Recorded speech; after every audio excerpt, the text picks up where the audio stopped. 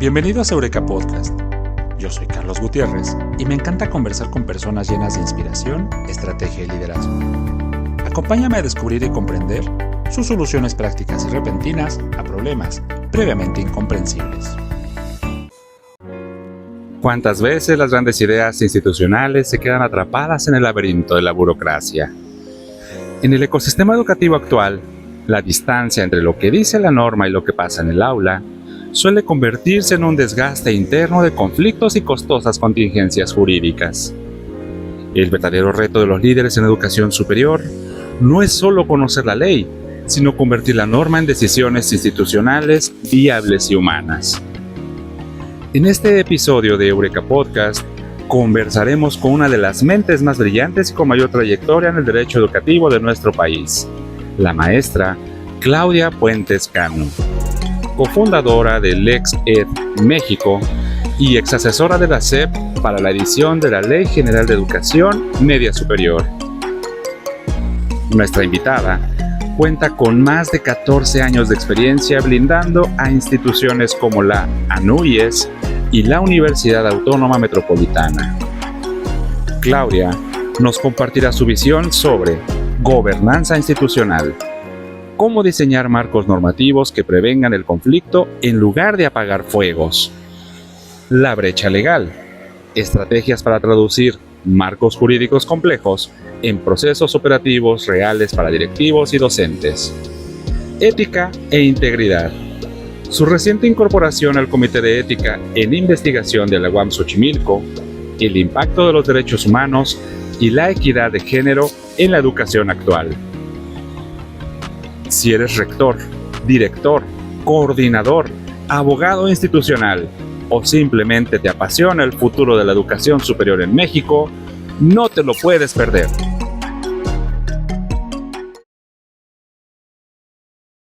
Hola, ¿qué tal? ¿Cómo están? Bienvenidos a una emisión más de Eureka Podcast. Claudia, ¿cómo estás? Bienvenida a Eureka Podcast. Hola, Carlos. Muy bien, estoy muy bien. Muchas gracias por la invitación, muchas gracias por el espacio. Pues me encanta este momento porque déjenme decirles por ahí a quienes nos están escuchando, quienes nos están siguiendo, que básicamente es la primera vez que conversamos, Claudia y yo. Hemos tenido por ahí interacción digital, nos hemos por ahí seguido en redes sociales, pero justo cuando encuentras un contenido de valor, y quiero subrayar esa parte, cuando encuentras una voz humana que te dice cosas relevantes, pues te dan ganas de conocerla un poco más de profundidad y saber quién está detrás de ese gran proyecto. Claudia, yo ya te sigo en redes sociales, yo ya tengo idea de quién eres tú, pero si te gustas presentar, si nos gustas decir a qué te dedicas, qué es lo que haces actualmente. Bueno, primero muchas gracias por tus palabras. Yo soy Claudia Puente. Es difícil creo que cuando a alguien le piden definirse, ¿no? Pero de entrada podría decirte que soy un ser humano profundamente curioso. Eso sí, lo sé, me gusta mucho aprender, me gusta descubrir nuevas cosas, me gusta descubrir nuevas experiencias, maneras de pensar, cómo viven en diferentes lugares, la manera en que diversas personas entienden el mundo. Eso me parece sumamente relevante. También soy una persona muy consciente, tal vez, de sus propias contradicciones, ¿no? Una de ellas es un poco una lucha con el perfeccionismo, ¿no? No porque crea que soy perfecta, sino al contrario, ¿no? Entonces, el tiempo que he aprendido que la imperfección pues no es un defecto, sino nada más nos humaniza, ¿no? Es propio e inherente del ser humano. Entonces, eso desde la perspectiva o desde el ámbito personal. En el ámbito profesional, bueno, soy abogada, tengo la fortuna de haber estudiado una maestría y una especialidad y algunos diplomados en la UNAM, en la UAM, en la Universidad Autónoma Metropolitana, en el ITAM, en la Universidad Autónoma de Querétaro y en 2 instituciones extranjeras, una en España y otra en Irlanda. Entonces, soy una apasionada del derecho. Lo que sí creo es que desde muy joven descubrí que no necesariamente estaba enfocado mi perfil hacia el litigio y me gusta mucho más el tema de la normatividad, y eso lo descubrí muy joven, afortunadamente, de mis primeros trabajos, que fue en un área legislativa de la Universidad Autónoma Metropolitana. Ahí empecé a formarme en temas educativos, en temas de derecho, y llevamos 15 años haciendo esto, ¿no? Me enamoré ahí de la construcción de la norma, me enamoré pues de la importancia de la normatividad. He sido docente también, doy cursos en temas de mecanismos alternativos de solución de controversias.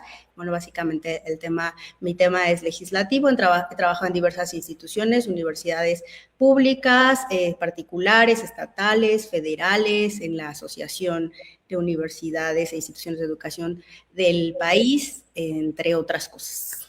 Esa soy yo. Y vendes mole los domingos, me imagino. También, parece. Por eso empecé con que me gusta mucho el tema de aprender.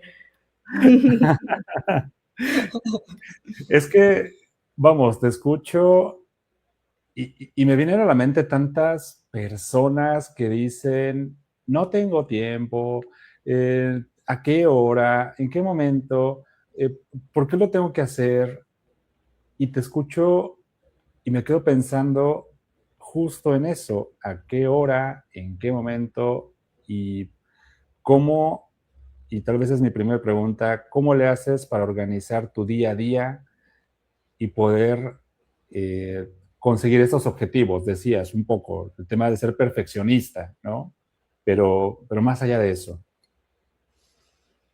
Creo que tiene que ver, no sé, sonará un poco a cliché, pero sí tiene que ver con equilibrio y priorizar, ¿no? Dicen que mientras tengas claro lo que quieres, es más fácil dejar ir lo que no quieres, ¿no? Entonces, me parece que a mí hay algo que en realidad sí es una pasión, que es el tema jurídico a partir de la construcción de la norma, y el tema educativo. Entonces, no me cuesta trabajo y cada vez me gusta más, y cada vez me gusta aprender más en diferentes ámbitos. Entonces es como, me gusta lo normativo, pero bueno, ahora vamos a qué hacemos con la docencia, ¿no? Y es algo, y es un gran reto, y también ha sido una de las cosas más bonitas que he hecho, porque también te vinculas con la educación desde otro lugar. La construcción de la norma. Creo Sí. que ahí entramos en un tema sumamente interesante, porque respecto de la norma hay múltiples interpretaciones alrededor de ella. Las normas tienen que ser ejecutadas, o más bien pensadas con estas amplitudes para no dejar a nadie afuera, para ser incluyentes, ¿no? Pero en la metodología de la norma, pensar en ello nos habla de un proceso de pensamiento complejo, el cual requiere una analítica profunda y, por supuesto, una sabiduría que, si nos vamos, por ejemplo, al derecho romano, pues estaba conferido a estas personas de mayor edad, ¿no? De edad muy avanzada. ¿Me estás diciendo que tengo edad avanzada? No es cierto. No, mentalmente sí. Sí, no, ya me siento un poco mal, pero a ver, ¿por qué me enamoro de la construcción de la norma? Creo que una de las cosas es que me gusta mucho el análisis, me gusta mucho el tema del orden, de la congruencia y de la claridad.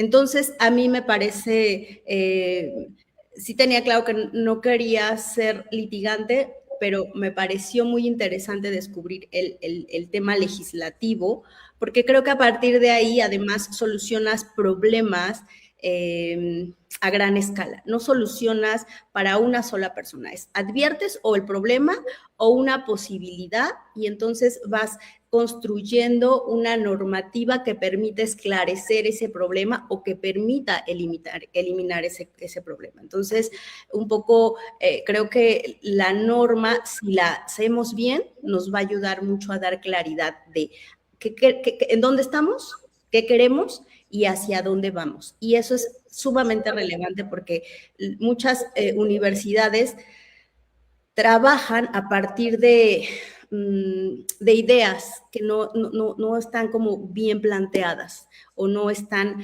claramente aterrizadas, y eso lo convierte en una ambigüedad y en un problema tremendo, porque finalmente al no tener claridad cada una de las personas puede interpretar una idea de la mejor manera o de la peor manera tal vez, pero siempre seguramente desde la buena voluntad, pero como no existe claridad, no existe este orden y no existe también, pues incluso estas herramientas que ayudan a las propias instituciones y a las propias personas que trabajan en las instituciones en desarrollar sus funciones de una manera clara. Y me suena por ahí esa frase que dice, lo que no está prohibido está permitido. Adelante. No, es que es en dos sentidos. Cuando hablamos de universidades públicas, les rige el derecho público y entonces todo lo que no está expresamente permitido para las autoridades está prohibido, ¿no?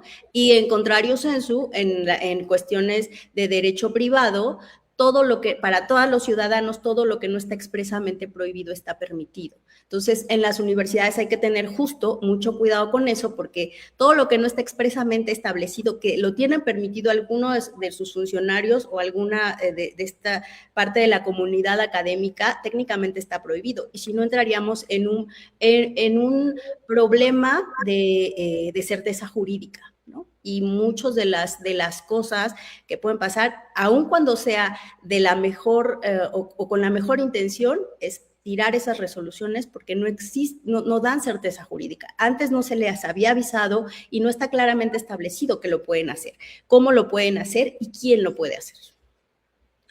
Y en ese sentido también cabe señalar la importancia de los reglamentos y la lectura de los mismos para saber cuáles son tus derechos y cuáles son tus obligaciones al interior de una institución educativa. ¿Qué es lo que pasa? Y es muy frecuente. Una persona se inscribe a una institución de cualquier índole educativa, público-privada, y lo que le interesa es a qué hora va a tomar su primera asignatura, cuánto tiempo va a terminar, cuánto va a pagar o de qué va a trabajar cuando termine. Todo ese tipo de cosas es el cliché de los informes que pedimos respecto de una escuela. Uh-huh. Y pocas veces, muy pocas veces, pero los hay, decimos, ¿y qué normativa tienes? ¿Cuáles son tus valores? ¿Qué reglamento es el que me ampara a mí para poder ejercer cualquier tipo de proceso dentro de la institución? Sí, y en realidad esa es una como de la certeza que le tienen que dar a la comunidad universitaria, y esa es una obligación institucional, podríamos decirlo. Tener claridad cuáles son las normas, con qué normas ellos entran, ¿no? Cuáles normas van a regir, y eso va a ser mucho más fácil también, la convivencia dentro de la comunidad. ¿Por qué? Porque tienes claro qué puedes hacer, tienes claro qué no puedes hacer, tienes claro cuáles son tus consecuencias. Hablemos desde algún tipo de conductas, desde conductas que pueden estar sancionadas, hasta algunas universidades que establecen cuántas materias puedes reprobar, en qué casos te van a dar de baja, cuántas faltas, cuándo tienes derecho a un examen final, cuántas inasistencias puedes tener, todo este tipo de cosas que es muy importante tenerlas claras, tener estas reglas claras para que todos podamos jugar dentro de la universidad de una manera clara el juego, valga la redundancia. Es muy importante que las universidades informen y tengan muy claro cuáles son cómo se quieren conducir y cómo quieren que se conduzca su comunidad universitaria. Y no nada más hablemos de estudiantes, hablemos de personal académico, hablemos de personal administrativo, hablemos de investigadores, autoridades, cómo cada una se va a conducir, qué tiene que hacer cada una, qué no puede hacer cada una. Y eso es mucho más sencillo para que en algún momento no nos digan es que a nosotros no nos avisaron, ¿no?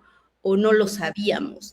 Y eso al final se vuelve un problema porque si no existe esta normatividad clara o no existe esta información, pues entonces muchas veces estas resoluciones que toma la institución pueden ser posiblemente apelables o susceptibles de algún tipo de amparo y es mucho más, se vuelve mucho más complejo porque además jurisdiccionalizan, ¿no? Judicializan las resoluciones que se pueden resolver y que se tienen que resolver de manera interna y de la mejor manera, ¿no? Solamente es una cuestión de tener claras las reglas e informarlas. Y que precisamente ahí es donde entra la mediación, ¿no? El buscar medios alternativos para la resolución de conflictos a través del diálogo, a través de el tener claridad o esclarecer más bien cuáles son estos derechos o cuáles son estas obligaciones y también respecto de cuáles son las vulnerabilidades que hay al respecto del mismo tema. Es que en realidad ese tema de la mediación me parece muy interesante porque está relacionado ya con un derecho humano, ¿no? Entonces, la mediación ya forma parte de un derecho humano de acceso a la justicia. Entonces, no nada más vamos a los procesos, en el caso de las universidades, a los procesos disciplinarios, a los procedimientos administrativos. En el caso del derecho común, bueno, a un procedimiento administrativo, a un procedimiento civil o a un procedimiento penal. ¿Qué pasa con esto? Que a partir del 2024 se aprueba y se publica la Ley General de Mecanismos Alternativos de Solución de Controversias. Entonces, esto está alineado con este derecho humano de acceso a la justicia y de que dentro de este acceso a la justicia existan estos mecanismos alternativos de solución de controversias. ¿Cuál es su objetivo? El objetivo principal de estos mecanismos es no llegar como que las partes primero darles la oportunidad a las partes antes de llegar a un proceso disciplinario o a un proceso administrativo, en el caso de las instituciones de educación superior, es darles la oportunidad de que entre las personas que existe ese conflicto puedan resolverlo entre ellas, lleguen a acuerdos para resolverlo. Entonces, no necesitas a este tercero o a este juez, a este tribunal universitario o a esta figura que tenga la universidad para que medie y diga quién tiene la razón, quién no y cuál es la sanción. No, antes de eso necesita o se establece estos mecanismos que entra la mediación, la conciliación, el arbitraje, son 5 figuras que prevé esta ley general. Y entonces, por ende, ahora ya nos aplican a todos, incluyendo a las instituciones de educación superior. Antes estaba previsto solamente en materia penal. Ahora esta nueva ley, eso fue en 2014, esta nueva ley general a partir del 2024 lo aplica como parte de un derecho humano de acceso a la justicia, a que cualquier conflicto antes de llegar a un proceso, antes de judicializarlo o a llegar a un proceso disciplinario, existan estos mecanismos. Por supuesto que existen también excepciones, ¿no?, donde no se contravengan derechos humanos, sobre todo temas muy sensibles como los temas de género. La mayoría de los casos no pueden aplicar esta mediación o en casos muy específicos y en condiciones muy específicas. Pongamos un ejemplo de que, por ejemplo, en hostigamiento, ¿no? El hostigamiento, por supuesto que no es factor o no es susceptible de un mecanismo alternativo de solución de controversias. No vas a poder conciliar, pero podría ser si una persona dentro de un espacio, dentro del espacio universitario, dentro de un salón, dice un comentario inapropiado o desafortunado, entonces probablemente la universidad sí pueda establecer un mecanismo de solución de controversias, incluso de justicia restaurativa. ¿Qué pasa con la justicia restaurativa? Lo que dice es, a ver, ¿aceptas Primero, la responsabilidad. Sí, yo no tuve que haber hecho ese comentario. Dos, también estableces que cómo vas a reparar ese daño. Bueno, tal vez una disculpa pública, ¿no? Tal vez te vas a algún tipo de curso de sensibilización sobre el tema. Entonces, es algo sumamente interesante respecto a lo que ahora nos mandata y es finalmente otro de los nuevos retos, por si no fuera suficiente, para las universidades, incorporar estos mecanismos para la solución de controversias o de conflictos dentro de su institución, y ya también tendrían que decidir y revisar de qué manera los quieren incorporar, siguiendo estas bases y principios que establece esta ley, pero también hasta dónde, si en temas laborales, si en temas administrativos, solamente en temas disciplinarios. Pero finalmente no dejemos de reconocer que es un derecho humano y como tal están obligados a proporcionárselo a su comunidad universitaria. ¿Y qué es tan importante hablar de los derechos humanos hoy en día?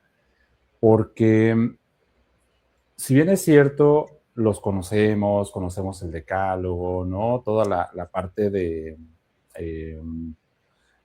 ética, ¿no? Los códigos de ética que hay.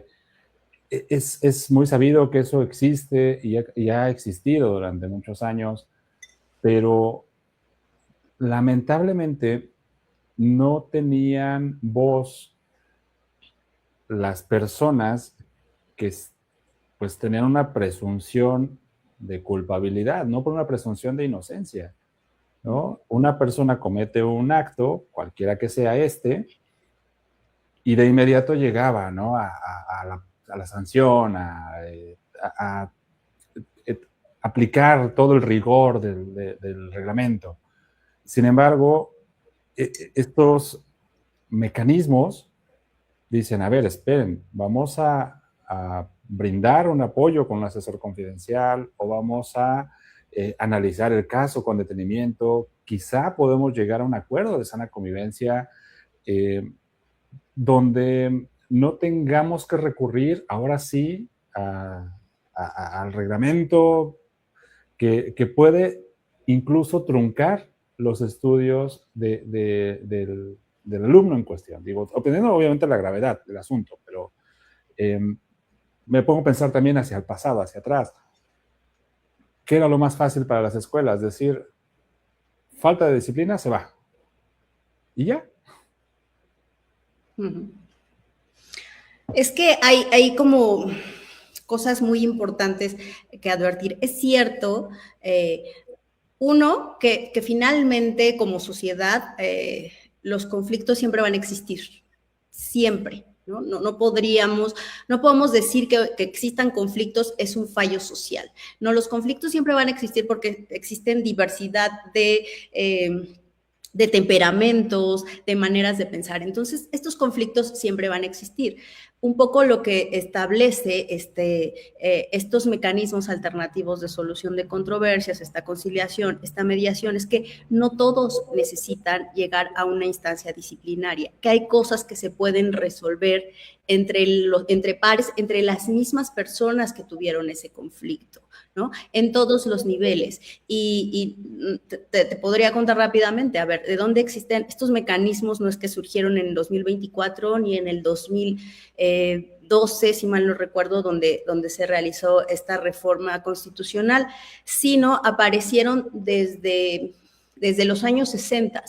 Desde los años 60 existen estos mecanismos, sobre todo en Estados Unidos, que es como, digamos que el primer país que institucionalizó estos mecanismos. ¿Por qué? Porque los metió en su norma y uno de los objetivos principales era, hay demasiados casos en los tribunales, ¿no? Necesitamos crear mecanismos que nos ayuden a que, es que hay conflictos que no tendrían que pasar por un juez, es que hay conflictos que no tienen que pasar por un juicio, por un procedimiento, hay conflictos que solamente con que las personas tengan la voluntad de sentarse y llegar a un acuerdo, es más sencillo que se resuelvan. Entonces, estos mecanismos, y entonces ya los empiezan a reconocer organismos internacionales, la ONU, la UNESCO, y los empiezan a reconocer como parte de como parte de la justicia, como parte de estas herramientas que tienen las personas para acceder a la justicia. Y en la medida de lo posible, lo que se recomienda es, primero agota esta instancia,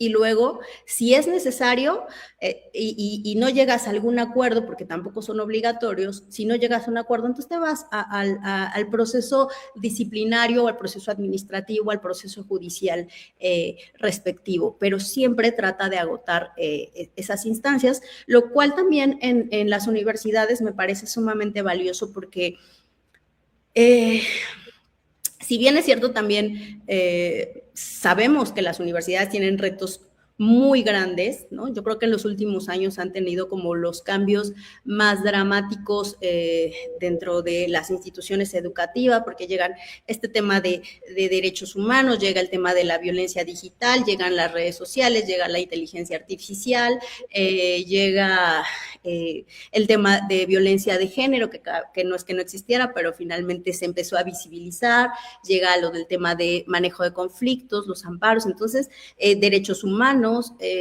y entonces me parece que las universidades de pronto se quedaron como sin muchas herramientas o teniendo que hacer demasiadas estructuras para poder aguantarle el ritmo a todos estos cambios. Y una incluyendo estos mecanismos, ahora estos mecanismos alternativos de solución de controversias, cómo las universidades están aplicando derechos humanos que están obligados aparte a observar o están obligados a reconocer a su comunidad universitaria. Entonces, creo que es un tema como sumamente valioso y sumamente interesante y justo también ayuda a estas universidades, creo que en dos cosas. Uno, a bajar el nivel de judicialización o de procedimientos disciplinarios y administrativos dentro de la institución, porque les permite ni siquiera solo a los estudiantes, al personal administrativo, al personal académico que entre en conflicto, a que existan estos centros donde se les permita conciliar o donde se les permita llegar a un acuerdo basado ya en estas reglas que nos ponen, estas reglas generales que nos da esta nueva ley. Y también creo que nos ayuda mucho a un tema de salud mental, ¿no? Cómo también vamos dotando a nuestra comunidad universitaria de herramientas que seguramente nosotros no, por lo menos a mí no me dieron, ¿no? En la universidad era tú te equivocas, te sancionan, no hay otra opción, pero nunca nos enseñaron a conciliar, ¿no? A esta comunicación asertiva, a yo poder comunicarme con otra persona y decir, me molestó esto, a ver, vamos a ver si podemos conciliarlo, ¿no? Siempre creo que nos enseñaron a que te equivocas, te castigamos, ¿no? No necesariamente a procesar realmente cuál era el problema, ni siquiera a poder como entenderlo, solamente hay una sanción. Y ahorita me parece que todas estas bondades que nos dan estos mecanismos alternativos de solución de controversias, que repito, tampoco son nuevos ni los acabamos de inventar, pues es esta posibilidad no solo también de mejorar la manera en la que convive la comunidad universitaria. Cómo nos comunicamos, cómo resolvemos conflictos, cómo escuchamos, cómo nos volvemos más tolerantes, cómo nos volvemos más receptivos, tener una comunicación mucho más asertiva, saber cuándo intervenir, cuándo no, cuándo es adecuado, cuándo en realidad el ambiente no se da para tener una conversación y tendríamos que esperar un momento para que esto no crezca. Entonces, esto creo que de manera integral aporta mucho a las universidades y les estamos dotando herramientas que por supuesto que son necesarias para nuestros estudiantes y por supuesto que son necesarias para nuestros académicos y nuestro personal administrativo, es cómo mejoramos la relación interinstitucional y bueno, también lo que se ve derivado del resultado de estos mecanismos, pues es que también hay menos, las personas se quedan como menos enojadas, ¿no? Porque la resolución, el conflicto o cómo se resolvió lo determinan ellos, entre pares. No hay alguien, no hay un juez que les diga cómo se va a hacer o cómo lo van a resolver. Es como, bueno, nosotros ya llegamos a un acuerdo, ya entendí su punto, él ya entendió el mío, y entonces vamos ya sabemos cómo vamos a llegar a una conciliación, a un acuerdo respecto a un conflicto que teníamos. Así es. Por aquí hay un saludo de Edgar Gutiérrez. Saludos, amigo. Dice, felicidades, Eureka. Pregunta para la invitada. ¿Cómo se enfrenta desde el marco jurídico educativo los problemas de resistencia y politización sindical o bien la volatilidad por reformas sexenales? A ver... Dentro de estos problemas de resistencia, bueno, es que son inherentes, no dejan de ser políticos. Los problemas de politización sindical, y ya no leí lo último. Perdón.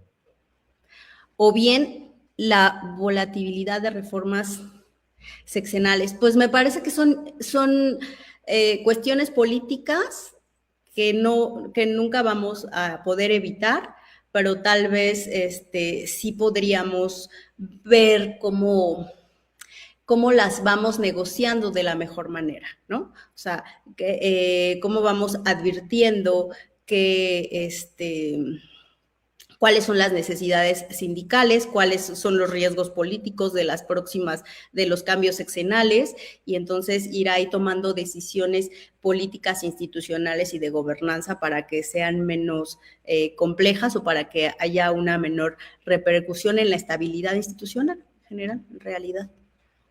Sí, y que aquí también habrá que entender las tendencias macroeconómicas que permean a los sistemas educativos, ¿no? Por ejemplo, la semana pasada, si no me equivoco, lanzaron por ahí un ranking de universidades y me tocó ver una entrevista que le hicieron a Ruiz Gili, donde pues estaba haciendo alarde, ¿no? Político y un poco con tendencia en el comentario que hacía respecto de cómo somos evaluados nosotros en México respecto de el ranking internacional.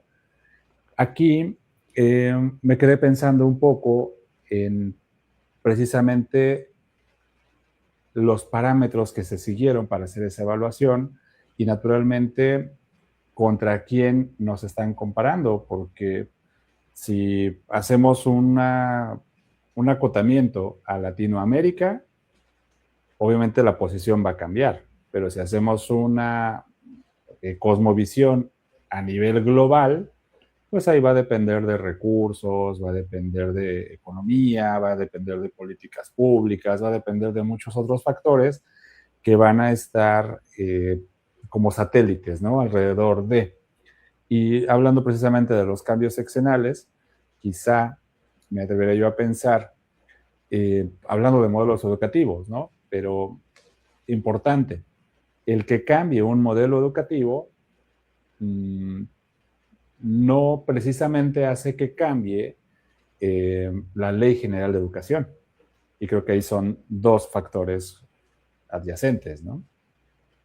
Claro, pues es que finalmente sí, tienes toda la razón. O sea, el tema de la calidad educativa, pues está relacionado de demasiados factores, no nada más es como, bueno, ¿cuál es tu plan de estudios? ¿No? Sí, hay un gran, hay demasiados factores, pero un poco me quedé pensando en la pregunta y también para eso se crea un poco la autonomía de las instituciones, que es, pues, uno de los objetivos es que no haya injerencia política y que eso no desestabilice el objetivo y la función social educativa, que es de las cosas más importantes que tiene el Estado mexicano y el gobierno mexicano. Entonces, me parece que dentro de los objetivos, pues es que evitar esta injerencia política para que no haya, para que haya menos impacto en estos cambios políticos y en estos cambios sociales. Eso aplica a las universidades autónomas, pero bueno, un poco también las universidades particulares funcionan con cierta autonomía, ¿no? Por su naturaleza y por su naturaleza jurídica. Claro, y regresando al tema que tocabas hace un momento respecto de los mecanismos alternativos para la solución de controversias, dijiste algo que me pareció sumamente importante y que tiene que ver con la escucha activa y el diálogo, el fomento del diálogo. Me pusiste a pensar en un proceso que seguimos en psicología, hoy en día también, hablando de intervención en crisis, donde si una persona se encuentra en una situación de riesgo, vamos a pensar un desastre natural, un incendio, algo que sea de súbito, esta persona primero tiene que calmar su nivel de estrés, ¿no? A través de la respiración, a través de la empatía, ¿no? El saber que estás ahí. Y ya que ha calmado su nivel de estrés, ahora tendrá la oportunidad de verbalizar qué fue lo que pasó para que mientras va verbalizando tenga esta facultad de, pues, tener el toque de realidad, ¿no? Cuando nosotros nos encontramos bajo una situación de estrés, pues obviamente nuestra percepción de la realidad sufre alteraciones. Pero el momento en el que tenemos la oportunidad de dialogar y de mentalizar lo que está sucediendo, poco a poco se va reduciendo el estrés y ahora sí, ya que tenemos un piso sobre el cual podemos intervenir, porque ahí todavía no estamos interviniendo como tal, estamos reduciendo la ansiedad. Cuando tenemos un piso donde podemos intervenir, ahora sí vienen los primeros auxilios psicológicos, que ya implica una metodología. Me pusiste a pensar precisamente en esta analogía, ¿no? Tenemos una situación de conflicto. Si nosotros le brindamos a la persona la oportunidad de expresarse, le damos el derecho de réplica, tiene la facultad de dialogar, tal vez una conversación difícil, decías, se va menos enojado o el nivel de estrés baja. Claro, es que, a ver, estos mecanismos alternativos, a partir de la ley, establecen como que se creen centros o unidades, ¿no? Entonces, dentro de estos centros o unidades, hay personas que se llaman personas facilitadoras, que no necesariamente deben de tener el perfil psicológico. En algún curso me lo preguntaban y yo, no necesariamente deben de tener un perfil profesional de psicología, pero sí necesitan tener habilidades socioemocionales para poder llevar este tipo de situaciones. Entonces, en uno de los ejemplos que en algún momento me daban es que una maestra y una alumna tuvieron un conflicto y entonces la alumna decía que quería que corrieran a la maestra, ¿no? Y la maestra, y entonces las querían meter a conciliar y dices, evidentemente en ese momento no hay condiciones para conciliar. ¿Por qué? Porque la maestra, para empezar, se está sintiendo agredida. No estoy diciendo que eso esté pasando, pero finalmente se está sintiendo agredida, está sintiendo que su trabajo está en peligro y la alumna está muy molesta por alguna situación. Entonces, no las metas a conciliar en ese momento porque no hay condiciones. ¿Qué hacen en estos casos? Una de las cosas que se recomienda es sepáralas y habla con cada una de ellas. Porque finalmente lo primero que quieren es, cuando estamos enojados, lo mejor que podemos hacer es despresurizar, ¿no? cómo hablamos, cómo decimos, es que esto estoy molesto y esto. Y una vez que decimos todo esto, ya un poco podemos centrarnos. Por eso también es importante que este tipo de centros y unidades tengan esta capacitación a las personas que lleven estos mecanismos alternativos de solución de controversias para que sepan cuáles son las herramientas básicas para poder llevar a estas dos personas en conflicto a que en realidad puedan solucionarlo. No es como, bueno, ahora se meten ahí y hablen, ¿no? Y resuélvanlo. No es, a ver, ¿hay condiciones en este momento para resolverlo? No, ella está muy enojada, ella también se siente agredida, ella también. Mejor primero la separamos, hablamos con cada una de ellas, preguntamos qué es cada una de las cosas que quieren y ya después cuando veamos que hay condiciones, ahora sí, ya se despresurizó, ahora sí ya se acercan para que hablen y ahora puedan llegar a un acuerdo, caso de que sea así, ¿no? Porque también dentro de estos principios, que son 13 principios que establece la ley de estos mecanismos, bueno, que no son obligatorios, las personas no están obligadas a llegar a un acuerdo. Pueden en algún momento decir, yo no estoy de acuerdo, quiero llegar al procedimiento disciplinario y están en su derecho de hacerlo, pero finalmente también están en su derecho de tener esta opción de poder conciliar antes de llegar a un proceso o a escalarlo a otro proceso. Y que eso me pone a pensar en la agilidad del proceso. Porque Sí. si lo llevamos a un proceso disciplinario, por ejemplo, interviene la Comisión de Honor y Justicia y entonces es un tema que se va a tiempo. Cuando, en efecto, al despresurizar, al poder llegar a algún acuerdo, incluso sí queda un antecedente, porque obviamente hay minutas y todo, pero no tiene la misma afectación sobre el expediente, ¿no? Quisiera yo verlo desde esa perspectiva. Por ejemplo, a lo mejor bajándonos de nivel hacia educación básica, la famosa carta de buena conducta, ¿no? Que, no sé, al menos yo recuerdo que en primaria, en secundaria, era de pórtate bien, pórtate bien, pórtate bien, porque si no te dan ese documento, no vas a poder pasar al siguiente nivel, ¿no? Porque te va a ser necesario. Estos elementos precisamente nos dan cuenta de esta necesidad actual para poder manifestar también nuestras emociones, porque ese es otro punto. Acabas de decir el tema de las habilidades socioemocionales y eso me pone a pensar en cómo hoy en día tenemos también mucha vulnerabilidad respecto del entorno. Somos muy receptivos del entorno. Es que sí, y en realidad uno de los objetivos de estos mecanismos alternativos desde siempre, lo comentábamos, era reducir, digamos que esta demanda en la judicialización. Y si eso lo trasladamos a las instituciones educativas, pues el objetivo es que si nada más tenemos como institución educativa la manera de resolver conflictos mediante tribunal universitario, no recuerdo cuál es la instancia que me dijiste que la otra instancia. Comisión de Honor y Justicia. La Comisión de Honor y Justicia. Entonces, pues a esa siempre lo vamos a llevar, ¿no? No hay otra. Hablando de la certeza jurídica y de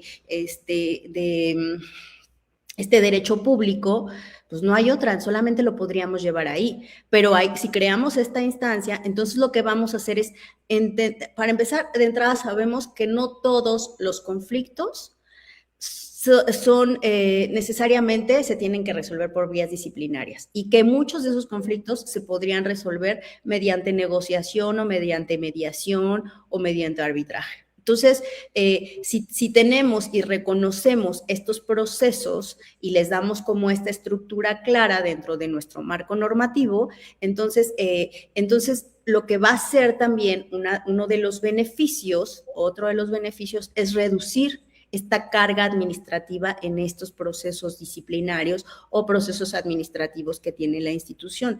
Y eso es muy importante porque incluso la propia ley lo que nos dice es que estos mecanismos alternativos de solución de controversias. Cuando se llegan, cuando se llega a un acuerdo, cuando las partes llegan a un acuerdo, tienen el efecto de cosa juzgada. En derecho lo que entendemos en cosa juzgada es que no pueden volver, no puedo decir, no, ya me arrepentí de conciliar con Carlos y ahora sí quiero que lo lleven a un proceso disciplinario. No, tú ya llegaste a un acuerdo con Carlos y eso es inamovible. Ya no puedes ir a otra instancia, ya no te puedes arrepentir de ese acuerdo. Entonces, le va dando como esta estructura y esta certeza jurídica, porque nosotros entonces también como universidad tenemos certeza de que, bueno, no vamos a escalar estos conflictos, ni es como, ya se arrepintió y ahora otra vez empieza la carga en los procesos disciplinarios ordinarios, ¿no? O sea, eso también es algo que se va regulando y se va estructurando dentro de la propia institución para que también entiendan cuál es el alcance de los acuerdos y prácticamente si ya llegaste a un acuerdo, no puedes arrepentirte, ¿no? O sea, se te explica perfectamente cuál es el alcance, cuáles son las condiciones que tienes que hacer. Si tú llegas a un acuerdo, no hay manera en que quieras iniciar un proceso disciplinario después. Y que eso convierte las instituciones educativas en espacios seguros. Claro. Porque estos espacios seguros son lo mismo para todos. O sea, no estamos diciendo que se va a tener una preferencia para A o para B. Incluso por jerarquía, rango, posición, si eres funcionario académico, si eres estudiante, si eres catedrático, va a ser igual para todos, el piso va a estar parejo y todos van a tener las mismas oportunidades. En esta resolución o en estos acuerdos que se establecen, de la misma manera, tampoco vamos a estar dando continuidad a no me pareció justo, al momento dije que sí y ahora quiero que sea completamente distinto. Claro, eso me parece que tiene que ver con una seriedad, ¿no? Una seriedad en las decisiones que se tomen. Por eso es una de las condiciones incluso de estos centros y estas unidades que se crean dentro de las universidades, es que se establezcan cuáles son los principios y decirle, a ver, esto no es obligatorio, no estás obligado a conciliar, puedes irte a cualquier otra instancia. Si firmas, ya no puedes irte a otra instancia, eso lo debes de tener muy claro. O ya sea conciliación, mediación, arbitraje, incluso justicia restaurativa, ¿no? Que no es un mecanismo alternativo de solución de controversias como tal, pero sí lo prevé la propia ley. Eso por una parte. Y por otra, bueno, también entender que también es completamente ellos pueden decidir o no estar dentro de ese proceso, entrar a este proceso. La universidad tiene la obligación de ofrecerles este mecanismo alternativo de solución de controversias como parte del derecho a la justicia, pero por eso cuando se inician estos procesos se les tiene que dar claridad de estos 13 principios mediante los cuales se maneja estos mecanismos, incluyendo el de no estás obligado a conciliar, es completamente voluntario que tú estés aquí, ¿no? Es completamente voluntario. Estos me parecen son de los dos principios para que esa mediación pueda funcionar. Y entonces en algún momento me decían, bueno, ¿qué pasa si después alguien se arrepiente, ¿no? ¿Qué puede pasar? Pero finalmente uno ya les explicó que el acuerdo que se firme, por eso también es tan importante otra vez dejarlo claro en la propia normatividad, cuáles son los alcances, cuál es el procedimiento, que el acuerdo que se firme ya tiene efectos de cosa juzgada. ¿Qué significa ese efecto de cosa juzgada? Pero también es importante dejarles claro que este tipo de resoluciones van a facilitar digamos que la resolución de conflictos y en realidad, bueno, si tú y yo podemos hablar podemos tener una comunicación asertiva, puedo escucharte y entender tu punto, y entonces decir, claro, ya, bueno, entonces, ¿cómo ves si lo resolvemos así? Entonces, hay menos riesgo de que alguno de las dos partes se quede inconforme. ¿Por qué? Porque la decisión la tomamos entre los dos, no hubo un tercero que nos dijo, no, bueno, Claudia, tú estás mal, tú vas a hacer esto, y Carlos sí tiene toda la razón y va a hacer esto, ¿no? Eso es también uno de los grandes beneficios, que al ser voluntario, también las decisiones que se tomen respecto a eso, bueno, pues hay muy poco margen de que las personas queden inconformes, a diferencia de una resolución en un tribunal universitario. ¿Por qué? Porque finalmente, ¿qué pasa? Uno pierde y uno gana. Siempre lo que se busca es eso, ¿no? ¿Quién pierde? ¿Quién gana? ¿A quién se sanciona o si no se sanciona? Y aquí es un acuerdo en común, donde los dos dicen, bueno, es esa resolución, eso a mí me hace sentido y a la otra persona también. Entonces es mucho más sencillo esta resolución de conflictos. Me parece totalmente de acuerdo contigo. Voy para un par de saludos por acá. Don Lore Gómez Islas dice saludos al profe Carlos, un fuerte abrazo desde Tulancingo, Hidalgo, México, y también le manda por ahí un saludo a mi esposa. Muchas gracias, don Lore, abrazo de regreso. Y por acá, Edgar, hablando de salud mental y marco jurídico educativo, ¿qué tanto se ha avanzado o falta por desarrollar un vínculo operativo, ya que se menciona la salud emocional de forma transversal, pero se omiten protocolos claros en casos graves? Es que el avance sí es muy particular. El avance, yo podría decir que tampoco es muy claro, pero depende de la institución que tanto lo incorpore en su normativa institucional y qué tanto lo desarrolle mediante políticas públicas. Eso es muy importante, porque finalmente la Ley General de Educación lo reconoce, la Ley General de Educación Superior lo reconoce, pero eso se queda como de manera general. ¿Cómo nosotros desarrollamos esta obligación? Cada una de las universidades, por el efecto que tienen y por la autonomía de normativa que manejan en general, o todas, podría decirlo, pues van a establecerlo conforme a sus necesidades. Entonces, no, digamos que no lo podríamos tabular ni establecer de manera general. Yo creo, a título personal, que hay todavía falta mucho por trabajar en el desarrollo de de estas habilidades socioemocionales o de la salud mental, pero eso depende de cada política institucional y de cada normatividad de la universidad, que muchos los desarrollan. Generalmente, como lo están desarrollando, como lo están atendiendo, básicamente es por cursos de sensibilización, de salud mental, y muchas de ellas también por líneas de atención, ¿no? De salud mental, por apoyo psicológico.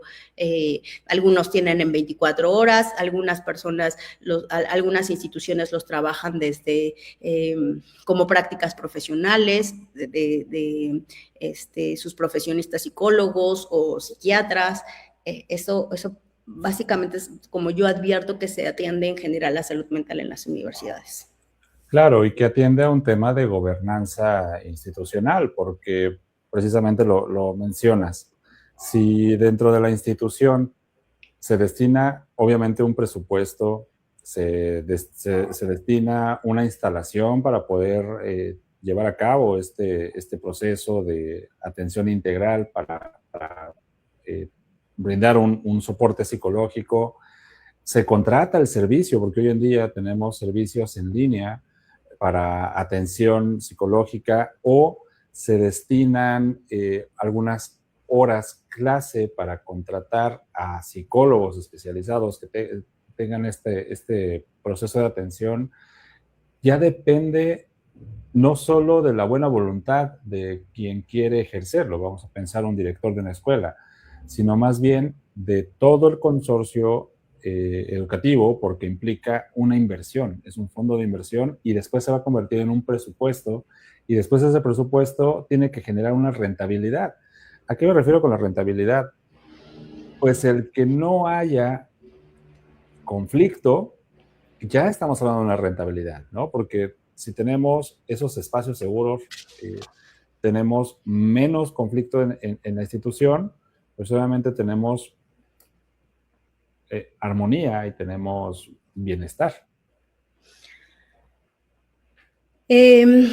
Sí, y creo que dentro de cuando hablamos por eso a veces nuestras normas no funcionan de la mejor manera, ¿no? Porque generalmente son normas que no establecen claramente los impactos. Cuando se crea una norma debes de tener claridad en el objetivo que quieres lograr, pero también cuál es el impacto presupuestal y cuál es el objetivo que quieres lograr. Entonces, generalmente nada más se quedan en mencionar el tema de salud mental. Lo importante de esta norma es que también ya tengas claro cuáles son la manera en la que los vas a, cuál es el objetivo, para qué quieres incorporar la salud mental, cuál es la necesidad, hacia quién va dirigido toda tu comunidad universitaria, cuál es el sector que tiene mayor problemática o al que tienes que atender, digamos que de manera prioritaria. Y dentro de estas políticas que generalmente se desarrollan a través de políticas institucionales, pues se tiene que establecer cuánto nos va a costar eso, ¿no? Para que sea una norma seria, para que sea una política seria. O sea, no nada más es decir, bueno, quiero incorporar salud mental, sí, pero ¿cómo? ¿Cuánto le vas a invertir? Lo que bien dices tú, ¿cuánto nos va a costar eso? ¿Y qué es lo que queremos lograr?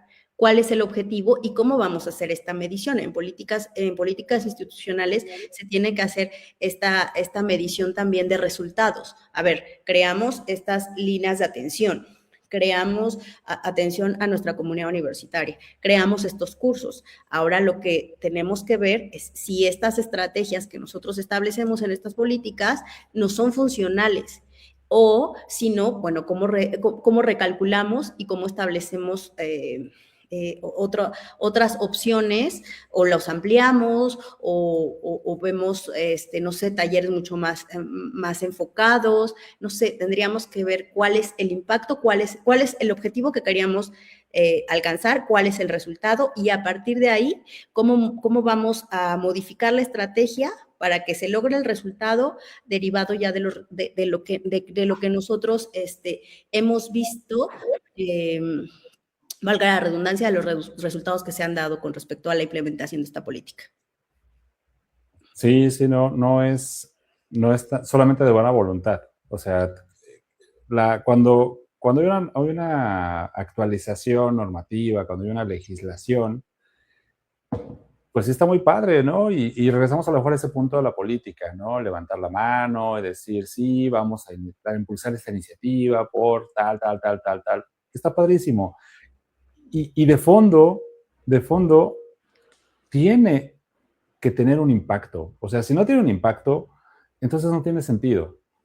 Cuando tiene un impacto, cuando tienes claridad de a dónde vas a destinar tu recurso y qué esperas lograr con ello, finalmente se convierte en positivo. Mira, por ejemplo, me recuerda un modelo académico del 2012.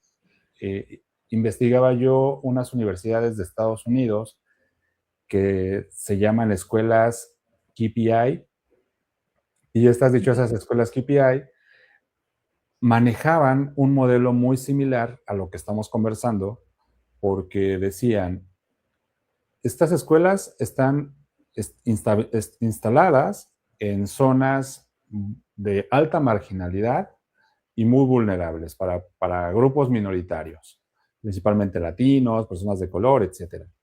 Estos grupos vulnerables tienen una alta tendencia a las adicciones y, por ende, a conflictos, cuestiones sociodemográficas y cuestiones de violencia. Dentro de las oportunidades que planteaban estas escuelas, que aparte son públicas y al estudiante no le cuestan absolutamente nada, iban desarrollando todo lo que se pretendía el modelo. A donde quiero llegar, no explicaré con detalle el modelo, a donde quiero llegar era a la mediación del conflicto. Por ejemplo, un alumno tenía una situación de conflicto con otro, había un riesgo y los asesores o los tutores que se encargaban de hacer la mediación, a donde fuera el conflicto, se concentraban en la persona, principalmente en el agresor, y hacían la contención emocional, ¿no? El verbalizar, el tener como claridad de qué está pasando, qué hubiera pasado si no hubiéramos intervenido, qué hubiera pasado si, y van planteando todos los escenarios hasta que la persona, como decías hace un momento, despresuriza y entonces ahí lo que planteaban era la justicia restaurativa. O sea, cometiste un acto y en lugar de que te regresemos a la calle, precisamente para que pues tengas una ruta de delincuencia, que era básicamente a lo que querían, decían, ok, vas a hacer un servicio a la comunidad dentro de la escuela. Y entonces, también ya cerrando con este análisis que encontraba yo ahí, venían los casos de éxito, ¿no? Chicos que realmente cambiaban su entorno y que tenían una movilidad social ascendente. Claro, que creo que tiene que ver con esta parte de la concientización, por eso insisto en que estos mecanismos alternativos tienen como tantos beneficios y tantas bondades y no es como... insisto, no es novedoso, ¿no? Tiene desde los años 60 implementándolo en los países y cada vez estableciéndolo como un tema mucho más serio. ¿Por qué? Porque finalmente también entendimos que con solo castigar, pues no resuelves en realidad el conflicto de fondo, ¿no? ¿Cómo sensibilizas a esta persona? ¿Cómo le explicas por qué su conducta no es la correcta? ¿Cómo en lugar de decir, bueno, te vas una semana o un mes a tu casa, los ayudas a hacer como una labor social o determinar cursos cursos educativos que finalmente que les sirvan para entender el alcance de sus acciones y por qué en realidad no fueron las más adecuadas, que incluso la Corte ya lo ha dicho muchas veces en cuestiones, en temas educativos. O sea, ahora las sanciones en las universidades ya no basta con ser disciplinarias o que exista un castigo, porque finalmente la función social de las instituciones educativas es eso, es educar. Entonces, dentro de las sanciones tienen que estar pensadas en las instituciones educativas, sobre todo deben de tener un enfoque educativo. ¿Cómo también les explicas a tus estudiantes, a tu comunidad universitaria, pero sí, sobre todo tus estudiantes, porque están en formación, que sí, lo que hicieron está mal, pero no te quedes ahí. Explícales por qué está mal, ¿no? Y cómo vas a modificar esa conducta o ese pensamiento para que en realidad se solucione el problema y no nada más pues lo castigues, ¿no? Que finalmente entiendes de dónde viene, porque insisto, pues también todos venimos de esta cultura solamente de castigo, ¿no? Y pareciera que así entendíamos, pero también creo que socialmente se ha complejizado todo, incluso pues cómo entendemos el alcance de nuestras conductas y de nuestras acciones, y es importante explicarlo pues por lo menos que las instituciones, no digo que sean las únicas que tengan que hacerlo, pero dentro de su ámbito de competencia puedan realizar esta función educativa, ¿no? Incluso dentro de las conductas que no son las correctas y explicar, no solamente sancionar, sino explicarles a la comunidad universitaria por dónde estuvo el error, ¿no? Y que esa conducta o esa sanción tenga que ver conlleve a un enfoque educativo para modificar la manera en la que la conducta o la manera en la que se piensa, para que se llegue a ella. Y que también me pones a pensar, hablando precisamente de esta argumentación y identificar el error, me pones a pensar en la persona que comete un acto de falta al reglamento, vamos a decir así, pero que no es consciente de lo que está haciendo. Mm, y pasa, no sé, aquí tal vez sea un tema generacional. Me imagino que siempre ha pasado, pero hoy en día lo marcamos como generacional, ¿no? Ujú. Haces algo deliberadamente, sabes perfectamente que lo que hiciste no es correcto, pero buscas todas las justificaciones sabidas y por haber para eh, decir que lo que hiciste no es tan grave. O sea, sí sabes que es malo, pero dices, es que no es tan grave. Y por ejemplo, aquí hablaría tal vez de integridad académica. Copié en el examen, sí, pero copié poquito. No copié todas las respuestas, nada más copié 5 de 30. Bueno, pero copiaste, o sea, cometiste una falta a la integridad académica. No, pero es que yo no cometí una falta de integridad académica porque no copié todo el examen, quiero que me quede claro. Y entonces, eh, llevar a la persona a que racionalice la naturaleza de la falta, pues también es de suma importancia, porque hoy fueron 5 reactivos de 30 de una evaluación. Pero si esta persona se dedica al área contable para una organización, para una empresa, ya trabaja, ya tiene un título, ¿qué tal si son 5 millones de desvío que no llegan a las arcas del estado de resultados, ¿no? Claro, que tiene que ver entonces también con la concientización y justo esto que dices, explicarles por qué y por qué también es importante hacer una conducta correctiva y dentro de esta sanción con tintes educativos, es también explicarles cuál es el alcance de su conducta y por qué es importante modificarla, ¿no? Incluso en esta parte de cuando hablamos de justicia restaurativa, una de las condiciones, pues, es que acepte, ¿no? El error que un poco pues dicen que el primer paso ¿no? de saber cuando estás en un error o cuando estás equivocado es que lo aceptes. Entonces, dentro de estas cosas que prevé la justicia restaurativa, una de sus condicionantes o de sus objetivos es que la persona que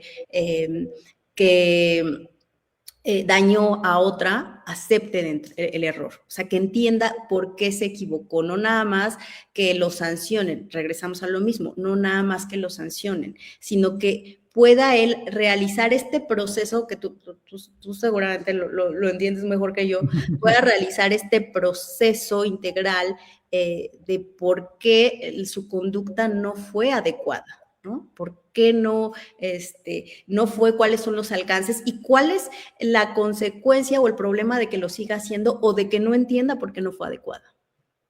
Sí, mira, cito un caso, obviamente sin ningún nombre, por la confidencialidad de y los derechos de las personas. Cito un caso, voy a manejarlo lo más genérico que puedo. Se acercan unos padres de familia con una necesidad de una revisión de una calificación. Hasta ahí todo bien, pero el argumento de los padres de familia era si existía dolo por parte del catedrático y había un beneficio para el catedrático respecto del dolo para penalizar la calificación. Ok, hasta ahí vamos bien.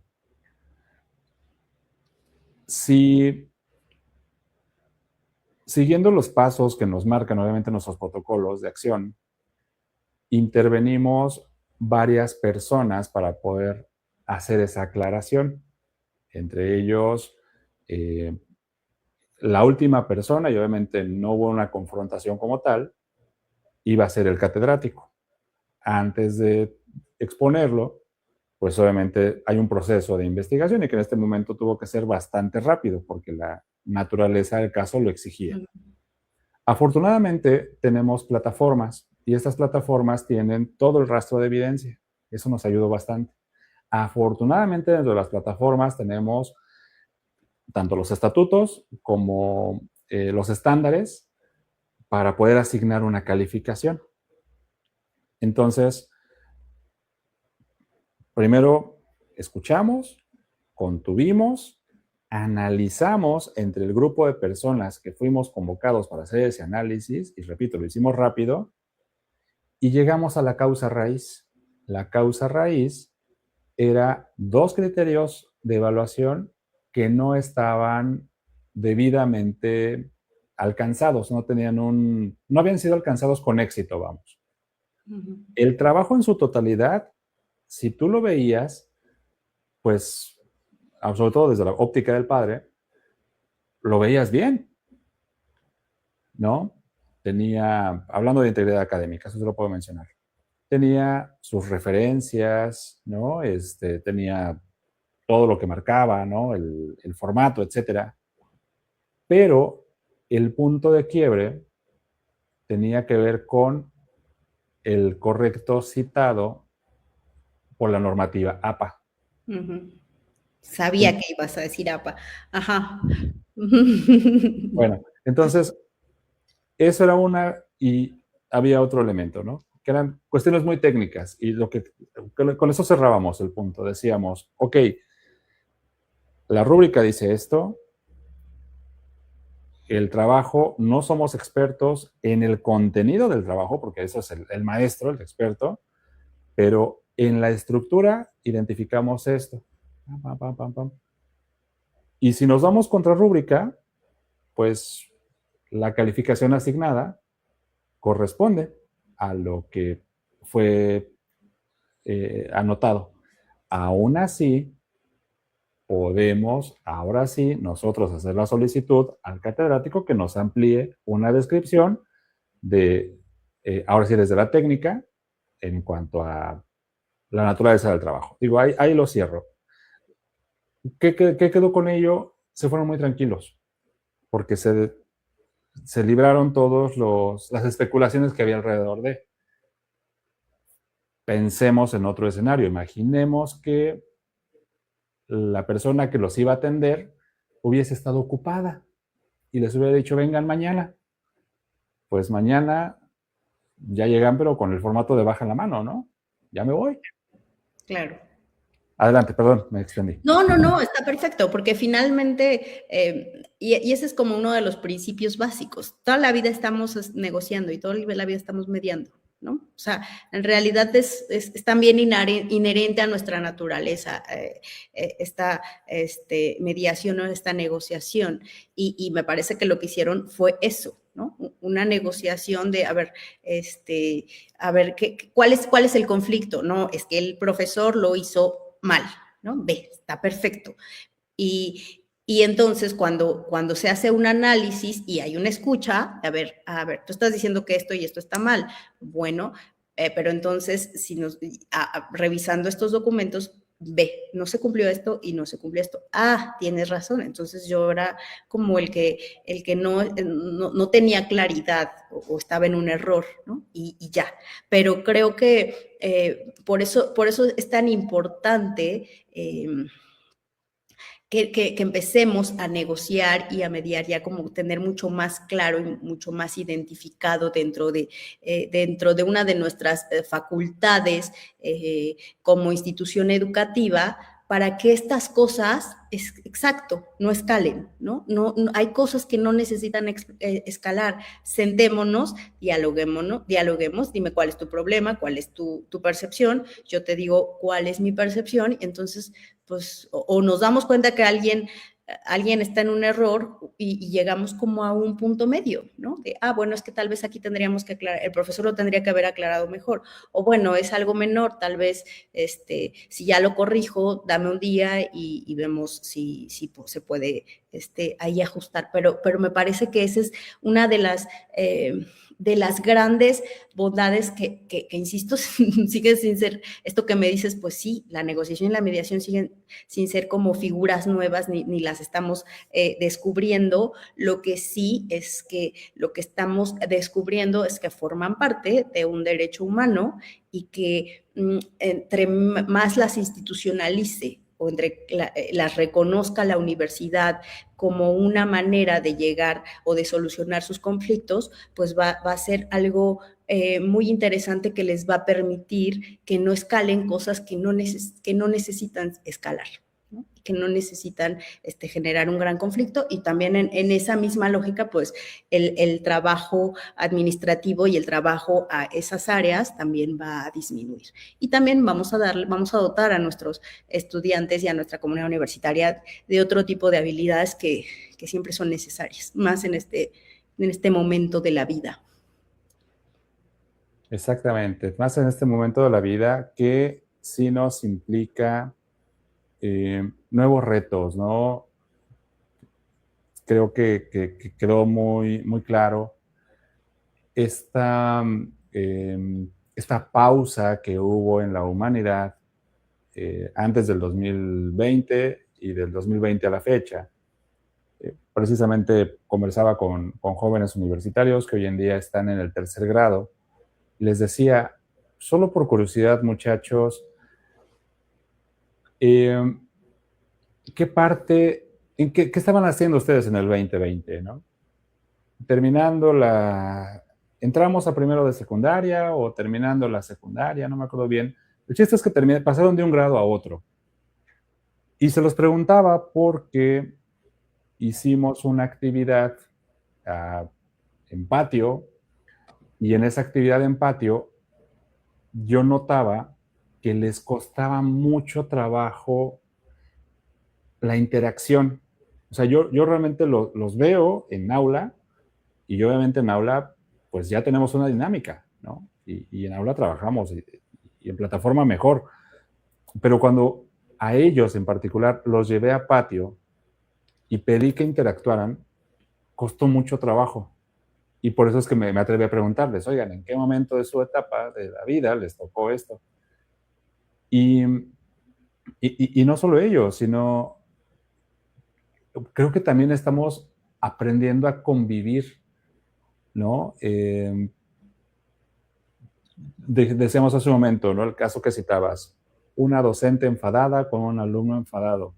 Y me viene a la memoria también, por ahí un video, probablemente lo hayas visto también, fue muy, muy viral, ¿no? Así decimos hoy en día, de una docente que está muy enfadada con su grupo, y la grabaron, diciéndoles, ¿acaso tengo genios aquí en el salón porque me generaron trabajos que están muy elevados en el nivel de complejidad y claramente se entiende que los hicieron con inteligencia artificial? Y bueno, ahí se ve cómo estalla la maestra con el grupo, ¿no?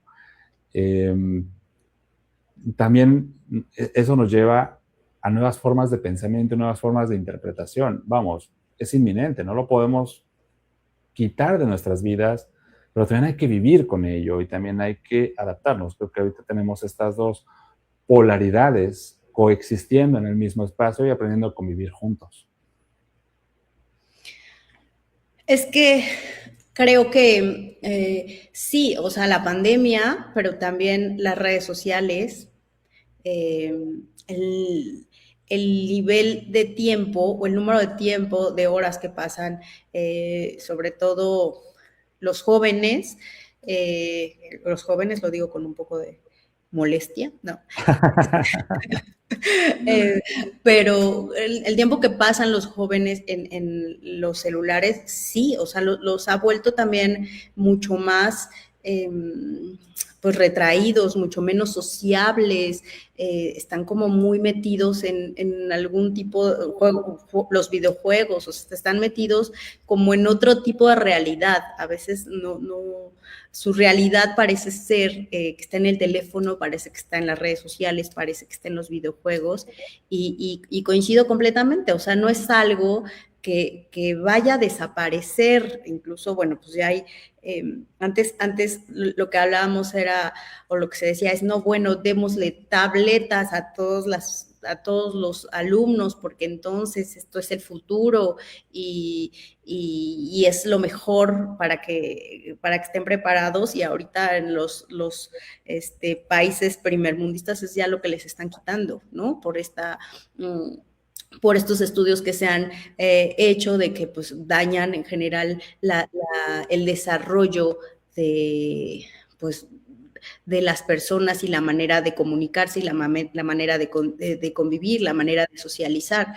Entonces, sí creo que pues es muy importante también entender nuestro entorno. A veces lo que queremos es regresarnos, ¿no? Es como, bueno, no, yo quiero poner las mismas reglas que a mí me dieron hace 20 años, y es que eso ya no existe. Ya no existe, y las universidades también tenemos que adaptarnos, y me parece que también se tienen que adaptar a estas nuevas realidades, y las nuevas realidades son, no sé si mucho más complejas, seguro sí, yo coincido en que son más complejas, pero finalmente no van a desaparecer y no van a cambiar. O sea, solamente es cómo nos adaptamos, y cómo, por ejemplo, con el tema de inteligencia artificial, que existe, va a existir y cada vez va a crecer más. Pero entonces, ¿cómo le apostamos a la humanización de las personas, ¿no? ¿Dónde establecemos su valor? ¿Cómo dentro de las universidades no vamos a desconocer que exista la inteligencia artificial, ni que se use la inteligencia artificial, pero sí podemos regular cuál es la manera en la que se va a utilizar en la universidad?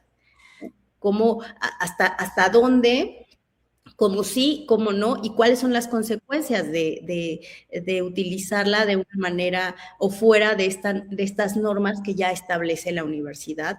Porque finalmente también tienen que ver con que buscamos que los estudiantes pues tengan un desarrollo integral.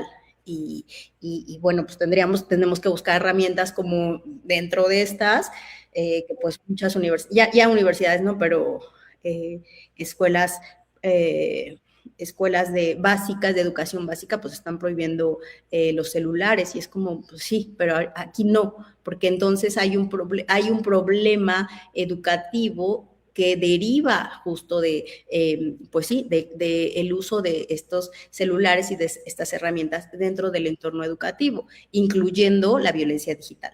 Entonces, ¿cómo entendemos que existe, que no va a desaparecer, pero cómo lo regulamos y cómo lo limitamos para que se utilice de la mejor manera en el caso de las universidades, bueno, pues en las instituciones, pero pues en casa también tendría que aplicar la misma lógica.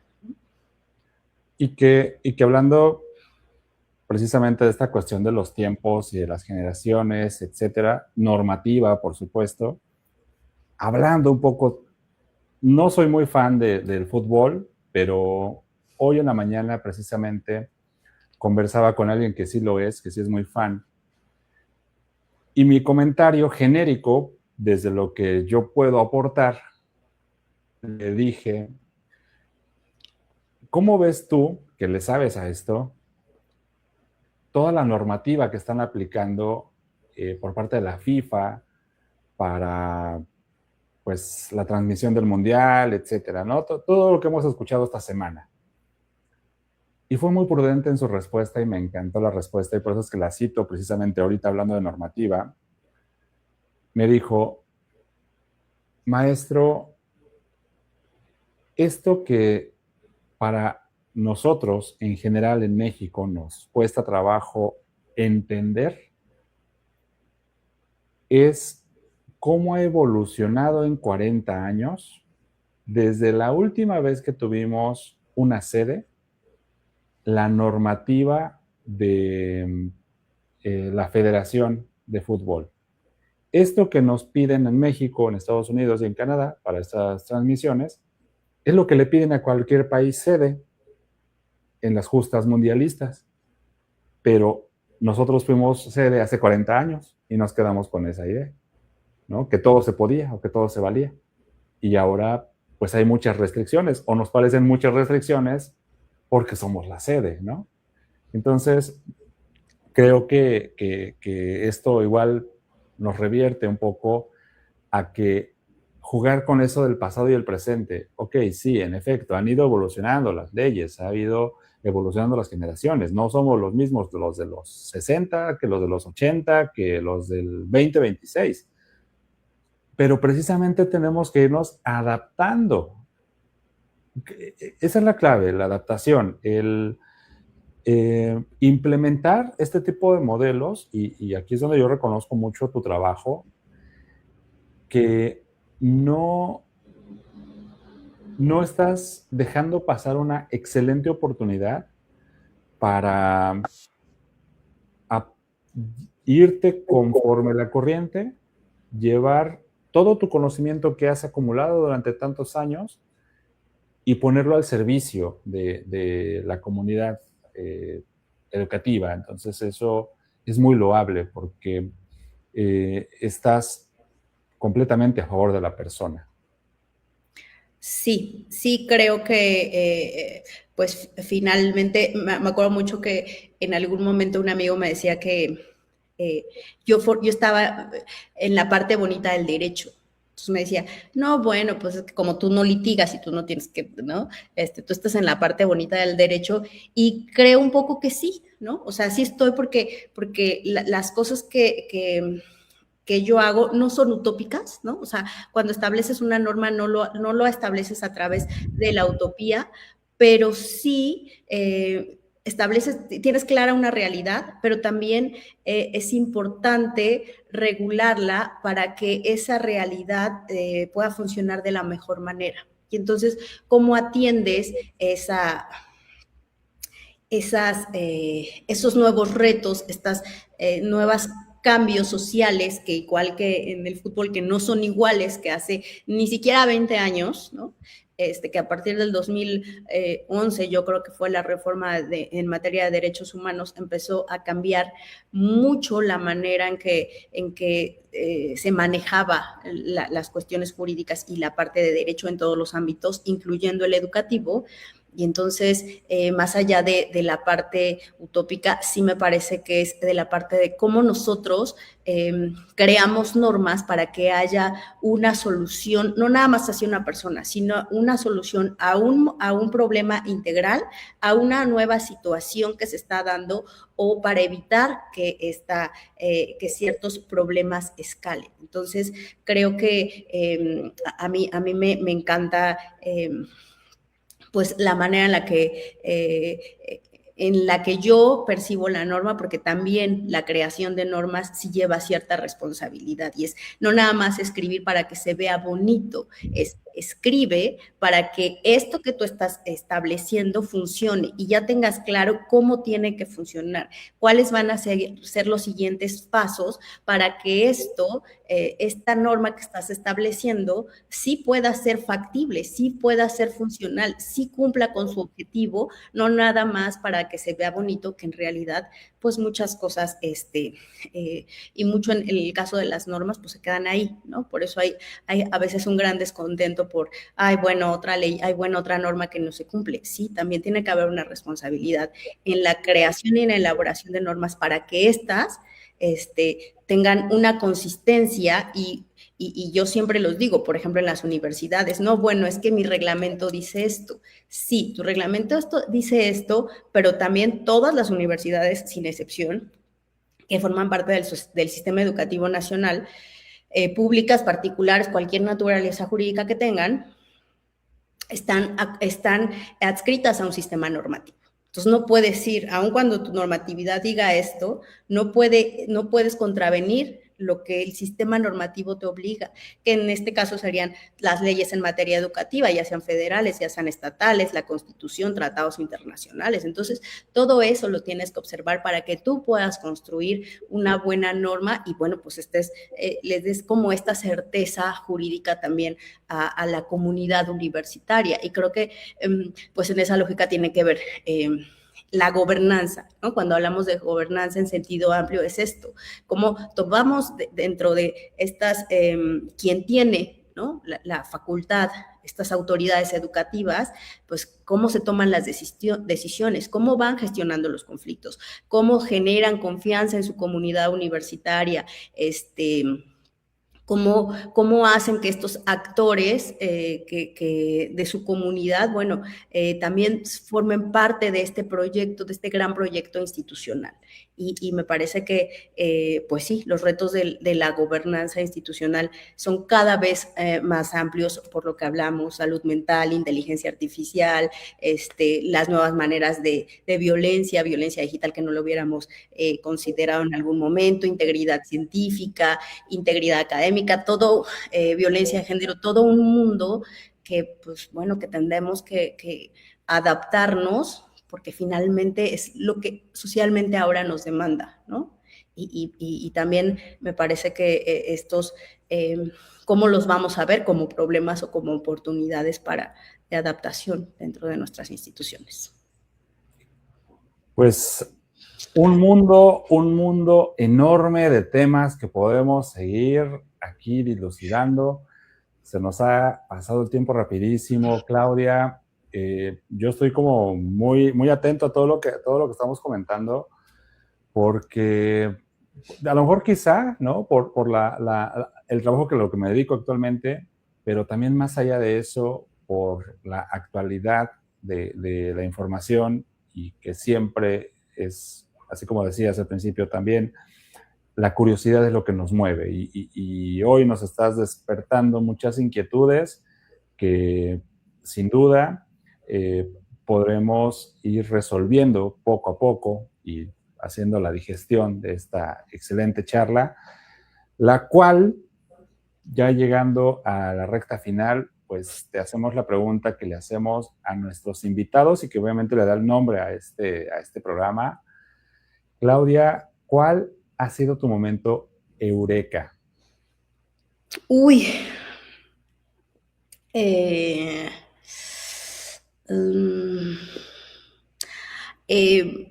Creo que varios.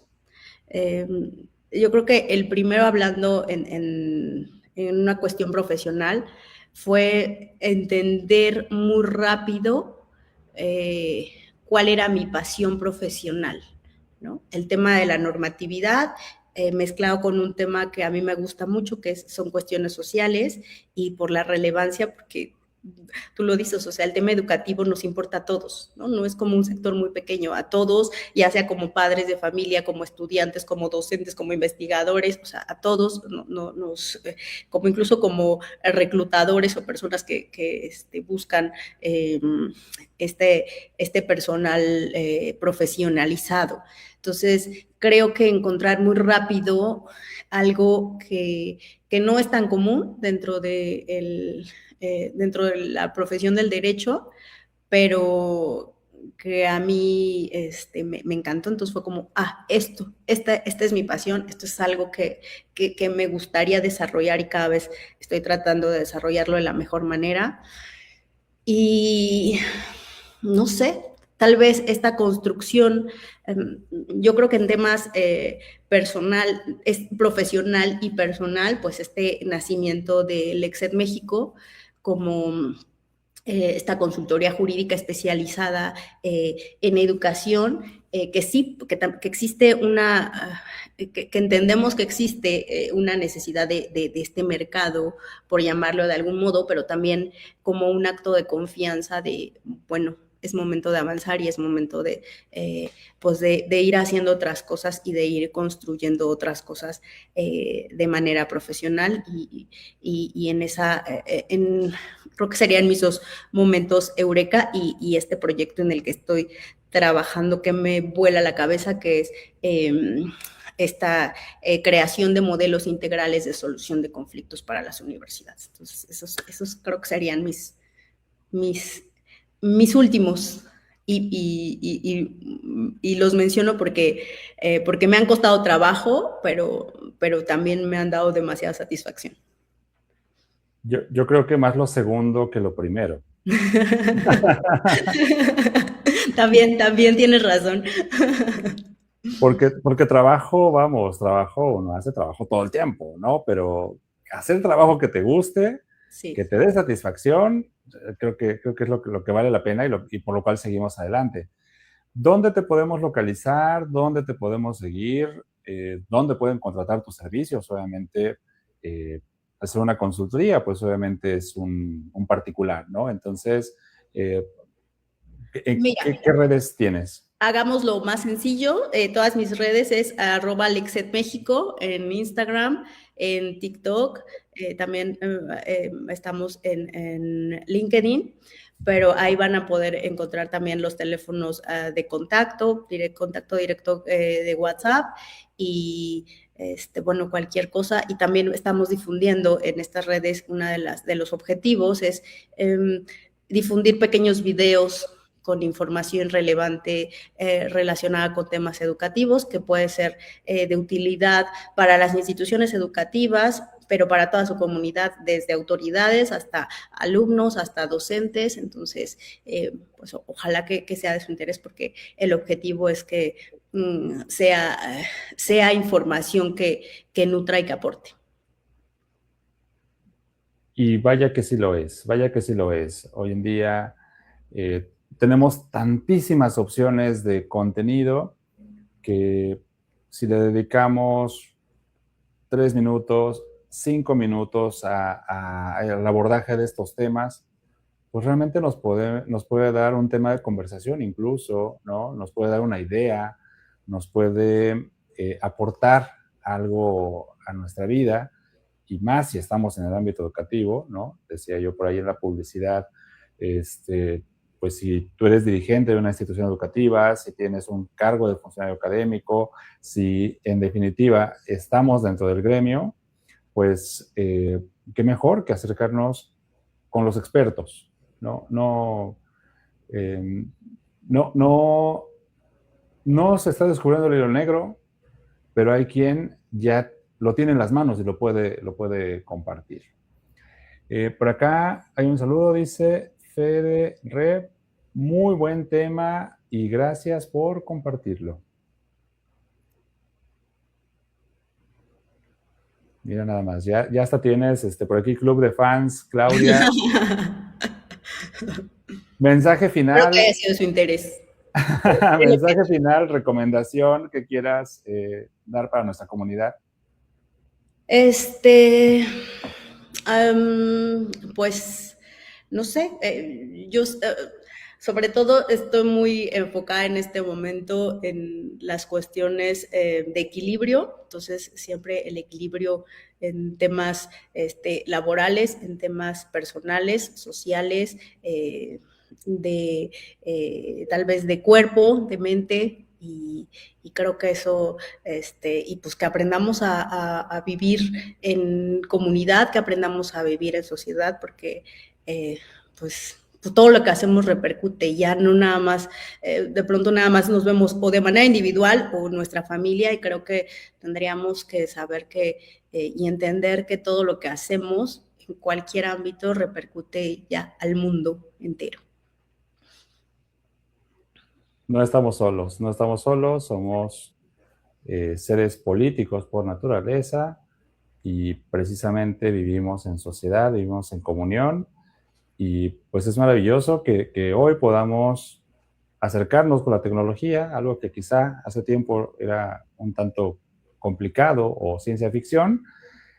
Aprovechemos los recursos y los medios que tenemos para sacarle el máximo provecho. Creo que esa es la mejor herramienta, y como decía por allí Fede, muy buen tema, gracias por compartirlo. Muchísimas gracias, Claudia, por estar con nosotros, por compartir tu experiencia, y pues también invitar a nuestra comunidad a que te siga, a que te bombardee con preguntas. Seguramente por ahí se puede seguir la conversación, ¿no? La sobremesa, pero por el momento concluimos este episodio de Eureka Podcast. Ya lo saben, mañana va a estar disponible en Spotify y en YouTube.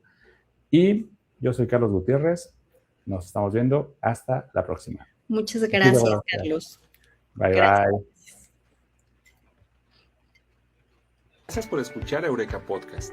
Si te gustó el episodio, te quiero pedir una cosa. Apóyame enviándolo a quien creas que le puede servir, ya sea por WhatsApp, por correo electrónico, por mensaje directo o por donde tú quieras. Nada me haría más feliz que el saber que estas historias han sido una fuente de inspiración para que alguien se decida a mejorar su metro cuadrado. Espero leer tus comentarios, que sigas teniendo más momentos Eureka.